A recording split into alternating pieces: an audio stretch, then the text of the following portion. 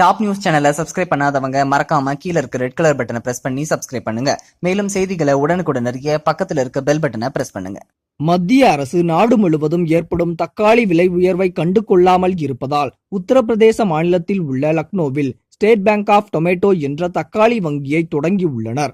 இவர்கள் தொடங்கியுள்ள இந்த தக்காளி வங்கியில் அரை கிலோ தக்காளியை ஒருவர் முதலீடு செய்து 6 மாதத்திற்கு பின் வட்டியுடன் 1 கிலோ தக்காளிகளை பெற்றுக் கொள்ளலாம். தமிழ்நாட்டில் தக்காளி விலை மிகவும் அதிகரித்துள்ளது. தற்போது அதுபோலவே பிற வட மாநிலங்களிலும் தக்காளியின் விலை உயர்ந்துள்ளது. இந்த மாநிலங்களில் 1 கிலோ தக்காளி ரூபாய் 100க்கும் மேல் விற்கப்பட்டு வருகின்றன. இதனால் உத்தரப்பிரதேச மாநிலம் லக்னோவில் புதிதாக தக்காளி வங்கி ஒன்றை தொடங்கி புதுவித போராட்டத்தை முன்னெடுத்துள்ளனர்.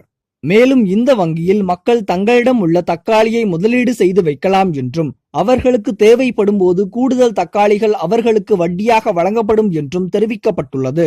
இதனையடுத்து மக்கள் பலரும் இந்த வங்கியில் தக்காளியை டெபாசிட் செய்து வருகின்றனர். மக்கள் முதலீடு செய்யும் தக்காளிகளுக்கு பல சலுகைகள் உண்டு எனவும் குறிப்பாக இதற்கு GST கிடையாது என்றும் அறிவித்துள்ளனர். இந்த தகவல் உங்களுக்கு பிடிச்சிருந்தா லைக் பண்ணுங்க, கமெண்ட் பண்ணுங்க. மறக்காம கீழ இருக்க ரெட் கலர் சப்ஸ்கிரைப் பட்டனை பிரஸ் பண்ணி டாப் நியூஸ் சேனலுக்கு சப்ஸ்கிரைப் பண்ணுங்க. நன்றி, வணக்கம்.